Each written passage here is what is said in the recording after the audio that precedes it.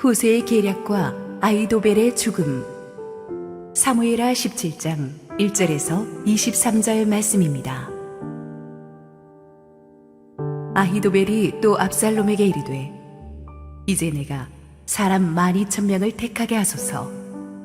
오늘 밤에 내가 일어나서 다윗의 뒤를 추적하여 그가 곤하고 힘이 빠졌을 때에 기습하여 그를 무섭게 하면 그와 함께 있는 모든 백성이 도망하리니 내가 다윗 왕만 쳐 죽이고 모든 백성이 당신께 돌아오게 하리니 모든 사람이 돌아오기는 왕의 차는 이 사람에게 달렸음이라. 그리하면 모든 백성이 평안하리이다 하니 압살롬과 이스라엘 장로들이 다 그 말을 옳게 여기더라. 압살롬이 이르되, 아렉 사람 후세도 부르라. 우리가 이제 그의 말도 듣자 하니라. 후세가 압살롬에게 이르매 압살롬이 그에게 말하여 이르되, 아히도벨이 이러이러하게 말하니 우리가 그 말대로 행하랴. 그렇지 아니하거든 너는 말하라 하니 후세가 압살롬에게 이르되, 이번에는 아히도벨이 베푼 계략이 좋지 아니하니이다 하고 또 후세가 말하되, 왕도 아시거니와 왕의 아버지와 그의 추종자들은 용사라. 그들은 들에 있는 곰이 새끼를 빼앗긴 것 같이 격분하였고 왕의 부친은 전쟁에 익숙한 사람인즉 백성과 함께 자지 아니하고 지금 그가 어느 굴에나 어느 곳에 숨어 있으리니 혹 무리 중에 몇이 먼저 엎드러지면 그 소문을 듣는 자가 말하기를 압살롬을 따르는 자 가운데에서 패함을 당하였다 할지라. 비록 그가 사자 같은 마음을 가진 용사의 아들일지라도 낙심하리니 이는 이스라엘 무리가 왕의 아버지는 영웅이요 그의 추종자들도 용사인 줄 알미니이다. 나는 이렇게 계략을 세웠나이다. 온 이스라엘을 단부터 브엘세바까지 바닷가의 많은 모래같이 당신께로 모으고 친히 전장에 나가시고 우리가 그 만날 만한 곳에서 그를 기습하기를 이슬이 땅에 내림같이 우리가 그의 위에 덮여 그와 그 함께 있는 모든 사람을 하나도 남겨두지 아니할 것이요. 또 만일 그가 어느 성에 들었으면 온 이스라엘이 밧줄을 가져다가 그 성을 강으로 끌어들여서 그곳에 작은 돌 하나도 보이지 아니하게 할 것이니이다 하매 압살롬과 온 이스라엘 사람들이 이르되, 아렉 사람 후세의 계략은 아히도벨의 계략보다 낫다 하니 이는 여호와께서 압살롬에게 화를 내리려 하사 아히도벨의 좋은 계략을 물리치라고 명령하셨음이더라. 이에 후세가 사독과 아비아달 두 제사장에게 이르되, 아히도벨이 압살롬과 이스라엘 장로들에게 이러이러하게 계략을 세웠고 나도 이러이러하게 계략을 세웠으니 이제 너희는 빨리 사람을 보내 다윗에게 전하기를 오늘 밤에 광야 나루토에서 자지 말고 아무쪼록 건너가소서 하라. 혹시 왕과 그를 따르는 모든 백성이 몰사할까 하노라 하니라. 그때에 요나단과 아히마아스가 사람이 볼까 두려워하여 감히 성에 들어가지 못하고 에느로겔가에 머물고 어떤 여종은 그들에게 나와서 말하고 그들은 가서 다윗 왕에게 알리더니 한 청년이 그들을 보고 압살롬에게 알린지라. 그 두 사람이 빨리 달려서 바울임 어떤 사람의 집으로 들어가서 그의 뜰에 있는 우물 속으로 내려가니 그 집 여인이 덮을 것을 가져다가 우물 아귀를 덮고 찌은 곡식을 그 위에 널매 전혀 알지 못하더라. 압살롬의 종들이 그 집에 와서 여인에게 묻되, 아히마아스와 요나단이 어디 있느냐 하니 여인이 그들에게 이르되, 그들이 시내를 건너가더라 하니 그들이 찾아도 만나지 못하고 예루살렘으로 돌아가니라. 그들이 간 후에 두 사람이 우물에서 올라와서 다윗 왕에게 가서 다윗 왕에게 말하여 이르되, 당신들은 일어나 빨리 물을 건너가소서. 아히도벨이 당신들을 해하려고 이러이러하게 계략을 세웠나이다. 다윗이 일어나 모든 백성과 함께 요단을 건널세 새벽까지 한 사람도 요단을 건너지 못한 자가 없었더라. 아히도벨이 자기 계략이 시행되지 못함을 보고 나귀에 안장을 지우고 일어나 고향으로 돌아가 자기 집에 이르러 집을 정리하고 스스로 목매어 죽음에 그의 조상의 묘에 장사되니라. 할렐루야. 우리 하나님께 감사와 영광의 박수 올려드리겠습니다. 축복된 5월 주일 아침을 깨우면서 우리 예배에 나오신 모든 성도님들과 지금 실시간 온라인 생방송으로 함께하고 계신 국내 모든 성도님들에게 하나님의 은혜가 충만하게 임하기를 원합니다. 우리 함께 기도하시고 말씀 보겠습니다. 사랑하는 아버지, 은혜를 감사합니다. 오늘도 주님께서 준비하신 말씀을 선포하실 때 부족한 종은 온전히 감추어 주시고 우리 주님 홀로 이 예배에서 영광 받으시옵소서. 예수님 이름으로 기도했습니다. 아멘. 지난주 본문에서 우리는 아버지 다윗을 예루살렘에서 몰아낸 반란군의 수장 압살롬이 얼마나 오만한 모습을 보였는가를 살펴보았습니다. 그는 아버지가 두고 간 후궁들과 백주대낮에 동침하는 아주 무도한 짓을 저질렀습니다. 이것은 그의 모사 아히도벨의 계책을 따른 것인데 당시 고대 근동의 정복자 왕들이 자주 자행하던 일입니다. 나라를 점령한 뒤에 권력의 축이 이제 자기에게로 이동했다는 것을 모든 백성에게 알려서 백성들에게 두려움을 심게 하고 동시에 자기의 추종자들을 결집시키는 당시 정복자들이 주로 하던 행위였습니다. 그렇지만 세상 사람들이 한다고 해서 하나님의 사람이 할 수 있다는 것은 아니죠.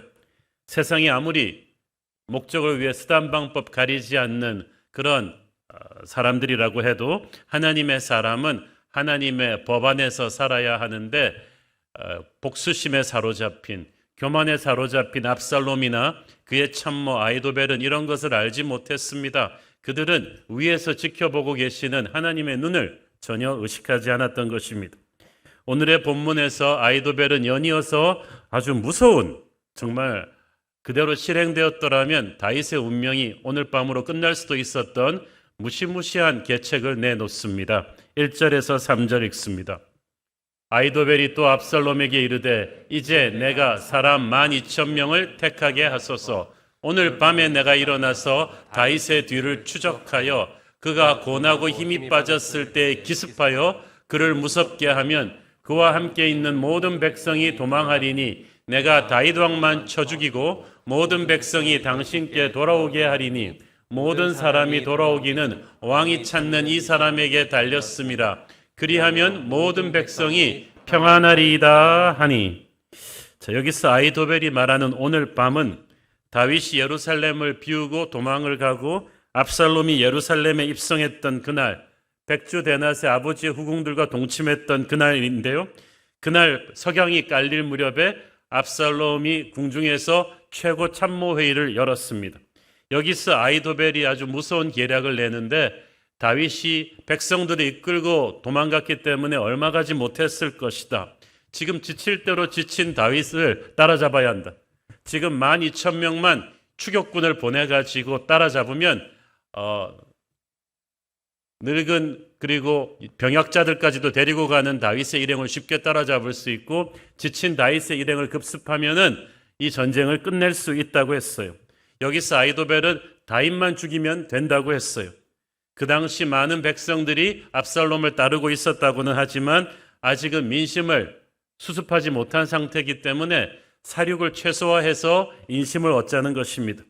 저항의 구심점이 될 수 있는 백성들에게 아직도 신화 같은 존재인 다윗 왕만 죽이면 백성들이 모래알처럼 흩어질 것이고 그 흩어진 민심은 압살롬에게로 모여들 것이라는 것입니다.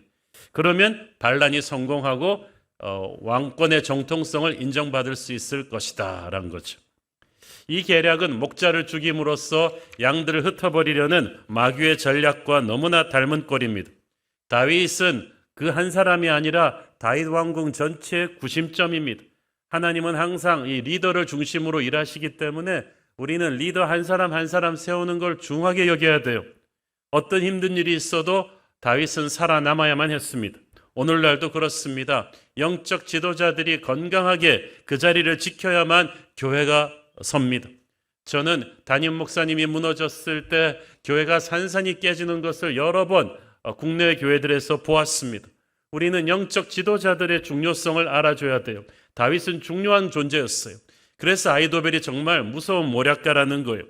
그는 이 전투만 생각하는 것이 아니라 이것이 가져올 파급 효과, 민심의 향방, 앞으로 전국의 방향까지도 모두 계산해 놓고 있었어요. 일석이조 삼조를 노리는 작전이었죠. 피곤에 지쳐있는 다윗의 군대와 그를 따르는 백성들이 12,000명의 압살롬의 그 추격대 기습을 이 밤에 받으면 그 결과는 상상만 해도 끔찍할 것입니다. 4절에 보면 압살롬과 그 참모들이 아히도벨의 이 기가 막힌 전략에 박수를 보내면서 바로 실행에 옮길 의지를 보였습니다. 그야말로 다윗의 운명은 풍전등화 같은 기가 막힌 위기에 놓였습니다. 그런데 이때 아무도 생각하지 못한 돌발 변수가 생겼습니다. 이 역사의 소용돌이와도 같은 하나님의 개입이죠. 5절 6절 읽습니다. 압살롬이 이르되 아렉 사람 훗세도 부르라. 우리가 이제 그의 말도 듣자 하니라. 훗세가 압살롬에게 이르매 압살롬이 그에게 말하여 이르되 아히도벨이 이러이러하게 말하니 우리가 그 말대로 행하랴. 그렇지 아니하거든 너는 말하라 하니. 자, 아히도벨의 계략은 너무나 뛰어났어요. 이때까지 압살롬은 아히도벨이 계략을 냈을 때 토시 하나 안 바꾸고 즉시 따랐어요. 그래서 지금까지 한 번도 잘못된 적이 없이 쿠데타가 이렇게 승승장구했는데 처음으로 이 중요한 기로에서 압살롬은 아히도벨의 계략이 뛰어나다고 인정은 하지만 바로 실행하기 전에 그래도 최근에 투항한 훗세 한번 데리고 와봐라. 그 사람 의견도 한번 들어보자는 뜬금없는 결정을 합니다. 훗세는 다윗이 우리가 알다시피 일부러 이런 순간을 위해서 압살롬 진영으로 위장 귀순시킨 사람이죠. 다윗도 이런 찬스가 올 거라고는 생각하지도 못했지만 지푸라기라도 잡는 심정으로 한 것인데 하나님께서 그 기회를 주신 거예요.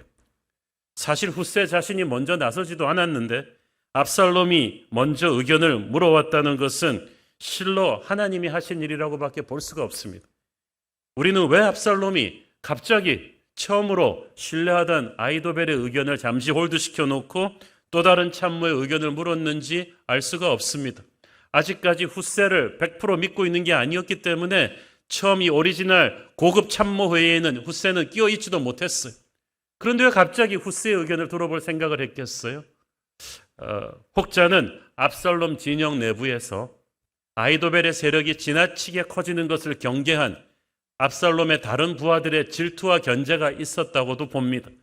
아니, 압살롬 자신부터 아히도벨의 힘이 너무 커지는 것을 경계해서 아히도벨의 뜻대로 해서 다 되면은 공로도 다 아히도벨이 가져갈 것을 우려해서 이런 복잡한 파워 게임으로 인해서 훗세가 불려오게 되지 않았는가라는 설도 있습니다. 우리는 정확한 상황을 다 알 수가 없지만 어쨌든 권력을 잡고 나서 그 최고 권력 7세들 사이에서 미묘한 파워 게임이 있었다는 건 알 수가 있어요. 근데 하나님께서 그것도 사용하셨어요.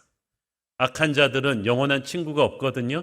그래서 서로 견제하고 질투하는데 이것 또한 하나님이 다윗을 살리는 도구로 사용하셨습니다. 여러분, 악인들이 아무리 머리를 굴리고 겉모술수를 부린다고 해도 하나님께서 그들 머리 꼭대기에 계시면서 마치 유도에서 상대의 힘을 이용해서 엎어치기를 해버리듯이 그들의 악한 계획과 계획이 견제와 견제를 하면서 결론적으로는 다윗을 살리는 도구가 되게 하셨습니다. 참모회의에 불러온 훗세는 들어오자마자 압살롬이 아히도벨의 전략을 설명해 주는 걸 들으면서 심장이 멈추는 것 같았습니다. 지쳐있는 다윗 왕 일행이 지금 압살롬의 12,000명 군대의 추격을 받게 되면 다윗의 운명은 끝나는 것입니다. 훗세 정도 되는 뛰어난 인물, 아히도벨 정도 뛰어나되는 고수들은 서로 딱 알아봤어. 이것은 너무나 무서운 수라는 것을, 이제 이 무서운 계획을 막을 수 있는 것은 훗세 자신의 새치혀에 달린 것입니다. 이 절대절명의 순간에 훗세는 간절히 기도했습니다. 그리고 알았습니다. 이때를 위해서 다윗이 자기를 이곳에 보냈다는 것을, 이때를 위해서 하나님이 자기를 준비시켰다는 것을, 하나님께서 여러분을 너무나 중요한 시점에 딱 세우는 때가 있어요. 그때 기도하셔야 돼요. 기도하고 눈을 떠보니까 압살롬과 참모들이 딱 긴장된 눈으로 자기를 보고 있어요. 그리고 저쪽에서 아히도벨이 오만한 표정으로 네가 짓게 나보다 더 좋은 계책을 낼 수 있겠느냐 라는 표정으로 쏘아보고 있어요. 그런데 후세는 기죽지 않고 천천히 입을 열어서 아히도벨의 의견을 정면으로 반박하는 의견을 냅니다. 이 후세의 의견이 또 기가 막힙니다. 8절부터 10절까지 읽습니다. 또 후세가 말하되 왕도 아시거니와 왕의 아버지와 그의 추종자들은 용사라. 그들은 들에 있는 곰이 새끼를 빼앗긴 것 같이 격분하였고 왕의 부친은 전쟁에 익숙한 사람인즉 백성과 함께 자지 아니하고 지금 그가 어느 굴에나 어느 곳에 숨어 있으리니 혹 무리 중에 몇이 먼저 엎드러지면 그 소문을 듣는 자가 말하기를 압살롬을 따르는 자 가운데서 패함을 당하였다 할지라. 비록 그가 사자 같은 마음을 가진 용사의 아들일지라도 낙심하리니 이는 이스라엘 무리가 왕의 아버지는 영웅이요 그의 추종자들도 용사인 줄 알미니이다. 자, 이 포인트는 이거예요. 첫째, 아히도벨이 주장하는 것처럼 아버지 다윗 왕과 그 부하들이 그렇게 만만한 분들이 아니다. 평생 수많은 전쟁에서 단련된 전쟁 영웅이 다윗 왕이다. 쥐도 궁지에 몰리면 고양이를 문다고 했는데 예루살렘을 뺏기고 도망치면서 한참 독이 올라 있는 다윗 왕과 그 부하들이 그들을 끝까지 마구잡이로 밀어붙였다가는 그들에게 역습을 당할 수 있다.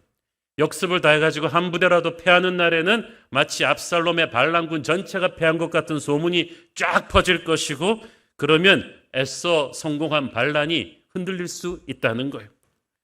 그러면서 후세는 이 아히도벨의 작전을 대체할 다른 작전을 내놓는데 이것이 교만한 압살롬의 심리를 잘 이용한 놀라운 작전이었어요. 망하는 작전인데 일단 굉장히 설득력 있는 작전을 줬어요. 11절 13절 읽습니다. 나는 이렇게 계략을 세운다이다. 온 이스라엘을 단부터 부엘세바까지 바닷가의 많은 모래같이 당신께로 모으고 친히 전장에 나가시고 우리가 그 만날 만한 곳에서 그를 기습하기를 이슬이 땅에 내림같이 우리가 그의 위에 덮여 그와 그 함께 있는 모든 사람을 하나도 남겨두지 아니할 것이요 또 만일 그가 어느 성에 들었으면 온 이스라엘이 밧줄을 가져다가 그 성을 강으로 끌어들여서 그곳에 작은 돌 하나도 보이지 아니하게 할 것이니이다 하며. 자, 여러분 교만한 군주를 부추기는 방법은 과장법을 쓰는 거예요. 온 이스라엘을 왕께로 모아서 막 독재자들일수록 막 능라도 경기장 같은데 막 10만 명씩 채우고 막 지도자 동지 이름 부르는 이런 걸 좋아하잖아요. 온 이스라엘을 모아가지고 그러니까 전 이스라엘이 당신을 따르고 있다고 부추기는 거예요. 그래서 전 이스라엘의 연합군을 다 모으라는 거예요. 이것은 다윗 왕에게 시간을 벌어주기 위함입니다. 또 말합니다. 압살롬 왕께서 친히 전장에 나가시면 군사들이 사기가 충전해질 것입니다. 이것도 아주 전쟁 영웅인 다윗 왕과 싸우면서 압살롬이 예루살렘에 남아 있었어야 했어요. 그런데 압살롬을 굳이 전장터로 보내서 전장터에서 죽게 하려는 후스의 계략인데 이것을 압살롬은 모르고 그래 내가 나가면 모든 사람의 사기가 충전하다고 하면서 너무나 중요한 실책 두 가지를 한 거예요. 다윗에게 시간을 준 것이고 그리고 자기가 직접 전쟁터로 나간 것입니다. 자, 그런데 후스의 이 계략을 듣자마자 압살롬 참모회의에서 생각지도 못한 반전이 일어났습니다. 14절 읽습니다. 압살롬과 온 이스라엘 사람들이 이르되 아렉 사람 후스의 계략은 아히도벨의 계략보다 낫다 하니 이는 여호와께서 압살롬에게 화를 내리려 하사 아히도벨의 좋은 계략을 물리치라고 명령하셨습니다. 와, 여러분 인생에서 참 묘하죠. 계략은 좋았어요. 아히도벨이. 계략은 최고였어요. 실력으로는 뭐 나무랄 데가 없는데 변수가 뭐냐? 하나님께서 압살롬과 그 참모들이 그 계략의 뛰어남을 알아보지 못하게 하신 거예요. 순식간에 바보가 됐어요. 그래서 그 똑똑한 엘리트 참모들이 헛똑똑으로 가라앉아 버렸어요. 교만한 압살롬은 그렇다 치고 참모들까지 단체로 이렇게 순식간에 설득되었다는 것은 하나님의 역사가 아니고는 불가능한 일이었어요. 아히도벨의 계략은 좋았다고 했어요. 아주 뛰어났어요. 그대로 실행되었더라면 다윗은 끝났을 것입니다. 그런데 하나님이 함께 하시지 않았어요. 욥기 5장 12절 13절을 보세요. 하나님은 교활한 자의 계교를 꺾으사 그들의 손이 성공하지 못하게 하시며 지혜로운 자가 자기의 계략에 빠지게 하시며 간고한 자의 계략을 무너뜨리심으로. 여러분, 아무리 발버둥 쳐도 하나님이 성공하지 못하게 하면 성공 못해요. 좋은 대학만 나오면 성공할 수 있어요? 열심히 노력만 하면 성공할 수 있어요? 돈 있으면 성공할 수 있어요? 천만의 말씀. 아히도벨은 성공할 수가 없어요. 왜냐하면 하나님을 거슬렀기 때문이죠. 이건 우연히 된 사건이 아니라 다윗의 기도에 대한 하나님의 응답입니다. 다윗이 압살롬 반란 초기에 자기가 믿었던 부하들이 차례로 압살롬 편에 다 붙었다는 소식을 들으면서 정말 필사적으로 도망가고 있다가 아히도벨, 자기의 모든 전략을 다 알고 있는 오른팔 같은 아히도벨이 저쪽에 붙었다는 얘기를 들었을 때 다윗이 어떻게 했나요? 사무엘하 15장 31절. 어떤 사람이 다윗에게 알리되 압살롬과 함께 모반한 자들 가운데 아히도벨이 있나이다 하니 다윗이 이르되 여호와여 원하옵건대 아히도벨의 모략을 어리석게 하옵소서 하니라. 할렐루야. 이게 며칠 전에 한 기도예요. 다윗은 인간적인 힘으로는 자기의 모든 전략을 알고 있는 아히도벨의 계략을 깰 수가 없다는 것을 알았어요. 그래서 목숨을 건 인생 기도를 하는데 아히도벨의 전략을 어리석게, 그 말은 이 전략의 뛰어남을 압살롬이 알아보지 못하게 만든 거예요. 오늘의 사건은 이 기도에 대한 하나님의 응답입니다. 하나님께서 이 똑똑한 악인들의 지혜를 망가뜨리시는 게 얼마나 놀랍습니까? 악인들 가운데서 자중질환이 일어나게 하시고 흥분한 적들이 마음이 조급해져서 진짜 중요한 것을 놓치게 하십니다. 정확한 타이밍에 의외의 인물이 나타나서 악인들의 계획을 엎어버리고 하나님의 역사가 일어나는 거예요. 그러므로 여러분, 어떠한 위기 상황 속에서도 낙심하지 말고 끝까지 하나님 손을 붙잡고 가십시오. 하나님께서 때에 맞는 설명할 수 없는 신비한 은혜로 여러분을 지킬 것입니다. 그런데 하나님의 그 지키시는 섭리는 지금부터 시작이었어요. 훗세가 하나님의 도우심으로 그 참모회의에서 아히도벨의 계략을 폐기하기로 결정했잖아요. 일단 큰 위기는 넘겼는데 나오면서 훗세가 생각을 했어요. 압살롬 같이 변덕이 심한 인물이 커피 마시다가 잘못된 것 같은데 그러면서 마음 또 바꿔가지고 아히도벨의 계략대로 하자 그러면은 모든 것이 물거품인 거예요. 또 아히도벨 같이 집요한 인물이 화가 나가지고 압살롬의 허락도 안 받고 자기 휘하 부대를 보내가지고 다윗을 공격하면 또 어떻게 될지 몰라요.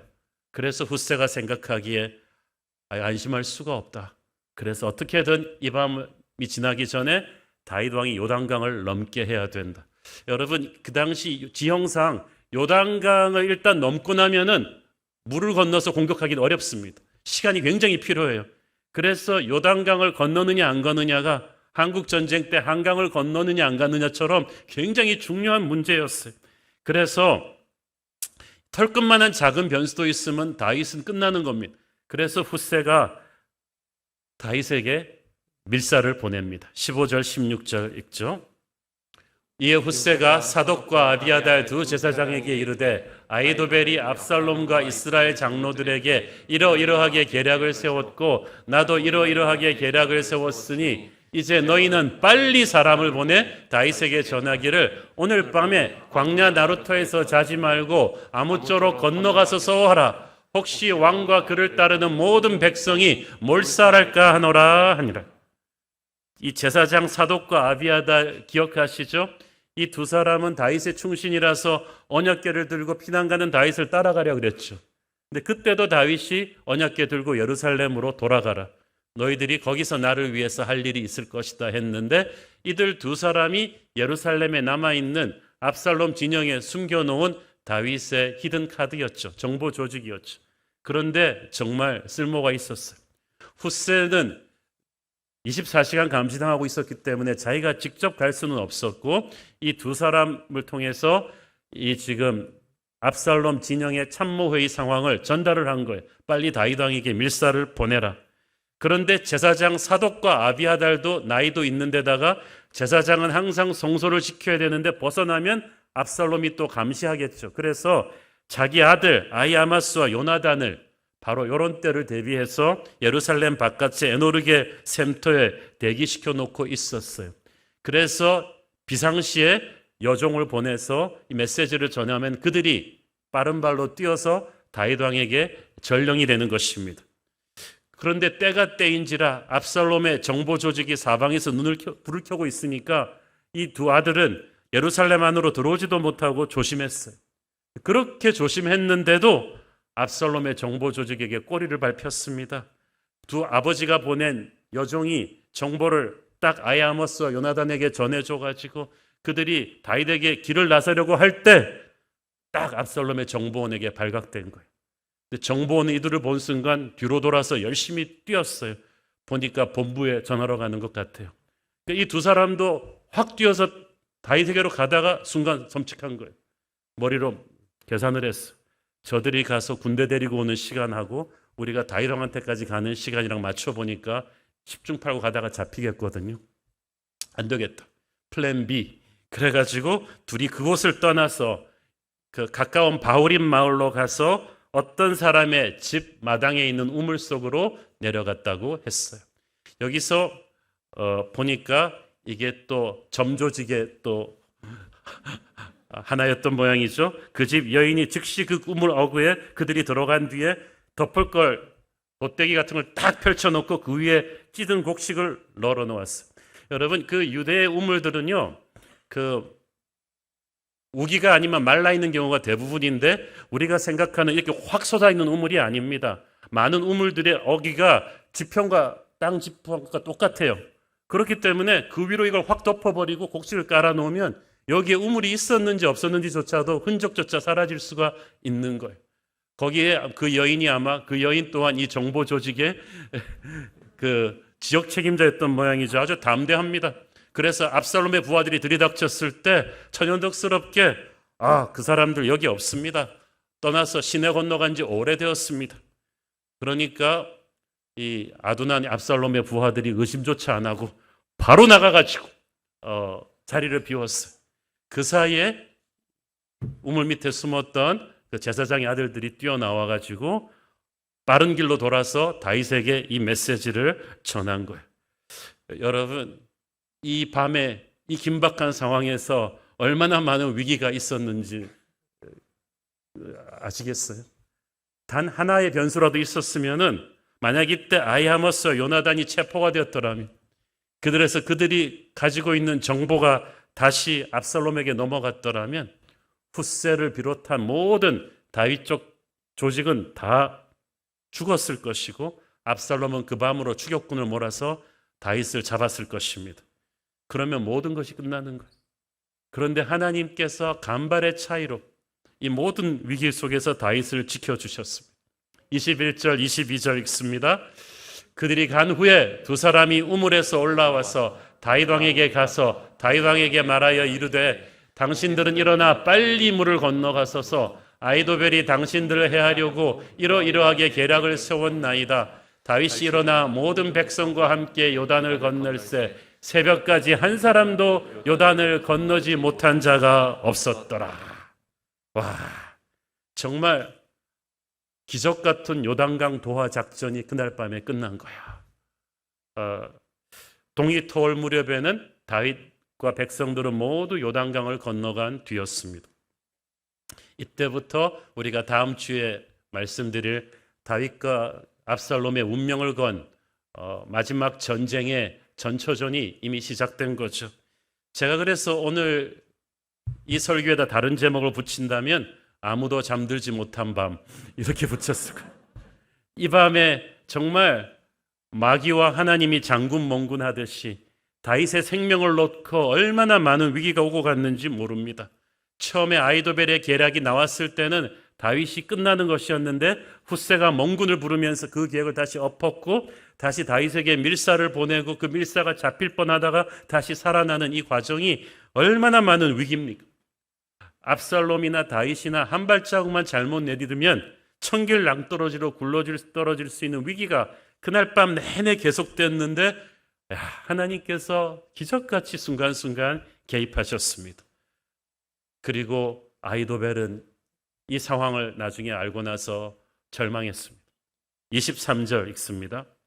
아이도벨이 자기 계략이 시행되지 못함을 보고 나귀의 안장을 지우고 일어나 고향으로 돌아가 자기 집에 이르러 집을 정리하고 스스로 목매어 죽음에 그의 조상의 묘에 장사되니라. 아이도벨은 제갈공명같이 뛰어난 인물이라고 했죠. 자기의 계략을 참모회의에서 훗세의 손을 들어주면서 압살롬이 폐기할 때부터 아이도벨은 자존심에 큰 상처를 입었습니다. 자기 말대로만 하면 다윗을 죽이고 이 쿠데타를 성공적으로 마무리할 수 있는데 저 어리석은 압살롬과 참모들이 어떻게 훗세의 말을 들을 수가 있느냐? 어떻게 훗세를 믿을 수가 있는가? 자기 눈에 보기에는 다 보이는데 압살롬은 저렇게 바보 같단 말인가?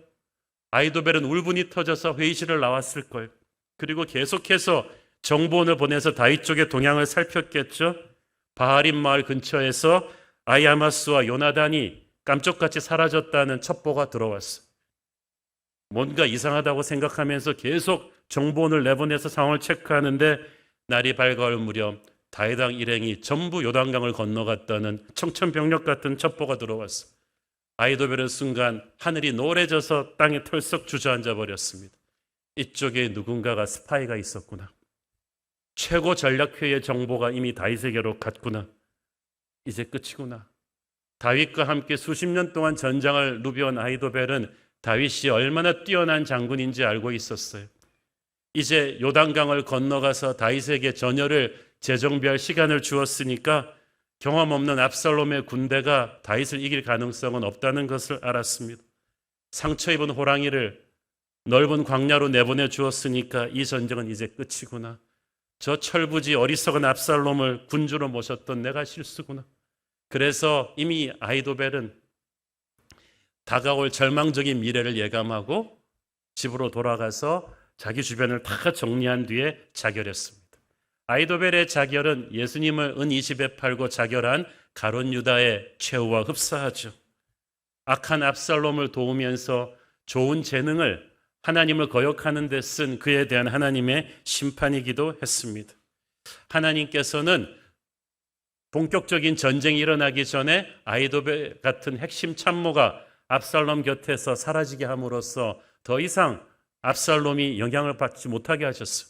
그래서 압살롬은 아이도벨 없이 다윗과 싸워야 했고 그런 싸움은 해보나 마나였죠. 아이도벨은 정말 뛰어난 인물입니다. 그러나 총신이 구부러진 총으로 쏘았을 때 타겟을 맞출 수가 없듯이 하나님을 거역하는 유능한 인재는 아무 소용이 없다는 것을 아이도벨의 비참한 최후가 우리에게 보여주었습니다. 여러분에게 재능이 있습니까? 하나님을 위해 써야 합니다. 전도서 9장 11절 12절을 보십시오. 내가 다시 해 아래에서 보니 빠른 경주자들이라고 선착하는 것이 아니며 용사들이라고 전쟁에 승리하는 것이 아니며 지혜자들이라고 음식물을 얻는 것도 아니며 명철자들이라고 재물을 얻는 것도 아니며 지식인들이라고 은총을 입는 것이 아니니 이는 시기와 기회는 그들 모두에게 임함이니라.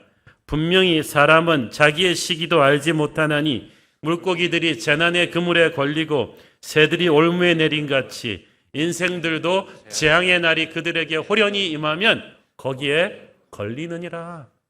거기에 걸리느니라. 아이도벨 같은 사람도 걸리는 거예요. 역사의 주관자이신 하나님께서는 악한 엘리트의 계획을 무너지게 하시고 다윗을 눈동자같이 지키셨습니다. 역사학자들은요, 제가 역사를 전공했는데 만약 그때 그렇게 하지 않았더라면이라는 가정을 좀 많이 해보기를 좋아합니다. 이런 거예요. 만약 이성계가 위화도에서 회군하지 않았더라면, 만약 한니발이 로마에 패하지 않았더라면, 만약 일본이 2차 대전 때 진주만에 진군하지 않았더라면, 이런 가정들을 해보는 거죠.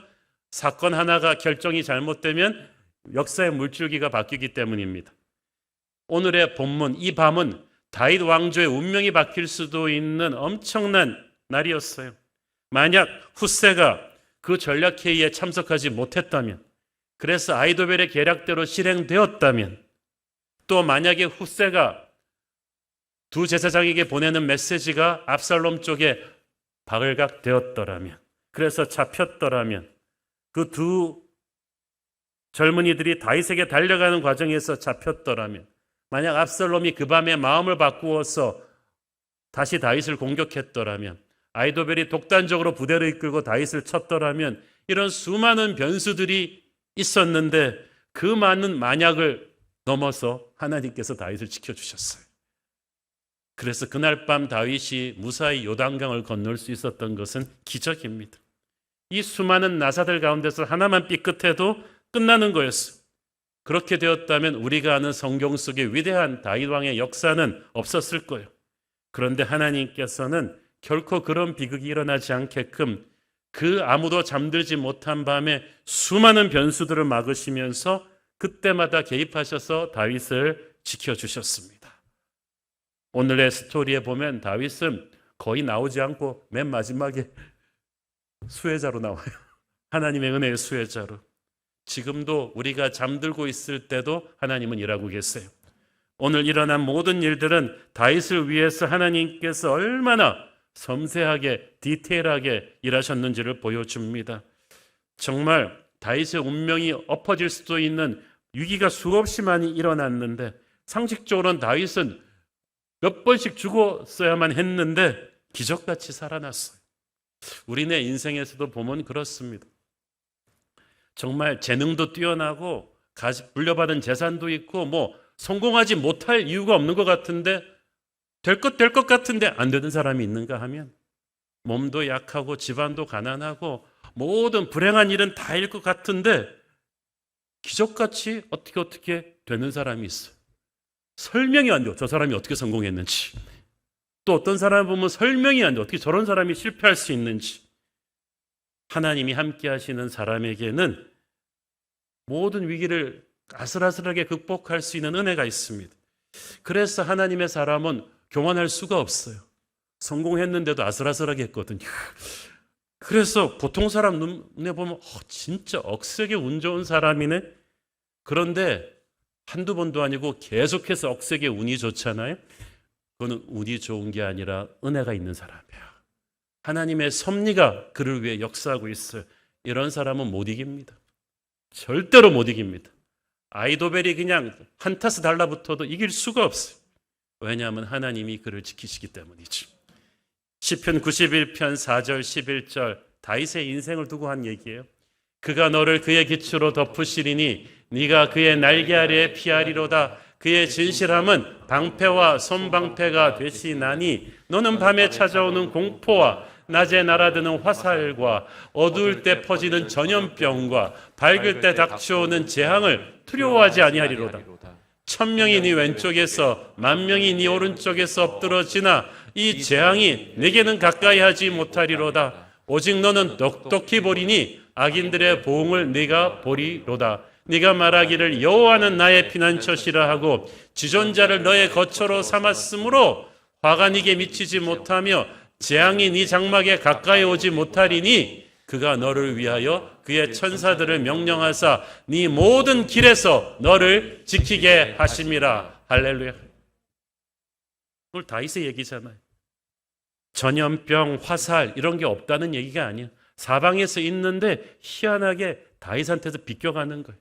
그의 모든 길목에서 모든 음모를 차단하시고 기적 같은 탈출구를 열어주세요. 하나님은 문제를 허둥지둥 쫓아다니시는 분이 아니십니다. 아예 문제의 근원인 아히도벨 같은 사람의 계획을 뿌리채 뽑으면서 이미 악한 자들이 가는 스텝 전에 하나님이 준비한 사람들을 움직이게 하셨습니다. 우리도 고난이 없을 수는 없지만 고난보다 더한 은혜가 우리와 함께 할 것입니다. 그 똑똑한 압살롬과 그 똑똑한 그의 참모들이 아이도벨의 좋은 계략을 채택하지 못한 건 이건 단체로 우둔해진 거예요. 하나님께서 그들을 그렇게 만드신 거죠. 그 후에 훗세가 다윗에게 그 압살롬의 정보망을 뚫고 이 밀사를 보내는 그 과정, 그 아슬아슬한 순간순간에 하나님이 계속 역사하셨어요. 왜? 다윗이 피난 가는 그 순간에 계속 예배하고 있었기 때문이죠. 우리가 배웠잖아요. 다윗의 그 시편은 대부분 광야에서 도망갈 때 쓴 시라고. 사람들이 배신할 때도 예배하고, 마음이 복잡하고 걱정이 산더미 같아도 예배하고, 배고프고 지칠 때도 예배하는 다윗. 아무것도 안 하고 있는 것 같지만 예배자는 가장 큰 일을 하고 있는 거예요. 왜냐하면 예배자는 하나님을 일하시게 만들고 있거든요. 지금 여러분이 여기서 예배하고 있을 때 하나님이 여러분의 직장을 지키고 계실 거예요. 다윗도 인간적으로 할 수 있는 최선은 다했죠.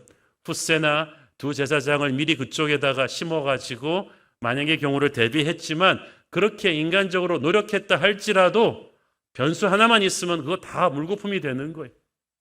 우리가 아무리 인간적인 노력을 해도요, 겸손하게 하나님께 예배해서 하나님이 그때그때 도와주시지 않으면 불가능합니다. 그러나 우리가 어떤 상황 속에서도 진실하게 예배하고 있으면 하나님께서 우리를 위해 일하세요. 지금 다윗은 그 CCM 찬양 가사처럼 내 힘으로 안 될 때, 빈들에서 걸을 때, 그때가 하나님이 역사하시는 때입니다. 도대체 인간적인 생각으로는 지금 빠져나올 길이 안 보입니다. 하나님께서 기적같이 길을 내십니다. 설명할 수 있으면 그게 어디 은혜겠어요. 설명이 안 되니까 은혜죠. 그래서 예배하며 하나님과 동행하는 예배자의 인생 여정에는 우연 같은 기적들이 계속 일어나요. 아까도 말씀드렸죠. 운이 좋은 것도 한두 번이지 계속 운이 좋다. 그거는 은혜라고 하는 거예요. 섭리라고 하는 거예요. 여러분은 은혜로 사는 사람들입니다. 하나님의 섭리 안에 있는 사람들입니다. 빈손이 된 다윗을 지키신 하나님의 손길이 오늘 저와 여러분을 지키고 있음을 믿습니다. 절망하지 마십시오. 기도하겠습니다. 주님 은혜를 감사합니다. 악하고 무도한 강력한 힘을 가진 압살롬의 추격 속에서도 예배하는 다윗을 눈동자처럼 지키신 하나님을 봅니다. 하나님, 악한 아이도벨을 하나님이 물리치시고 다윗을 지키셨듯이 우리를 향해서 몰려오는 모든 악하고 교활한 자들의 공격으로부터 우리를 지키시고 인도하옵소서. 예수님 이름으로 기도했습니다. 아멘.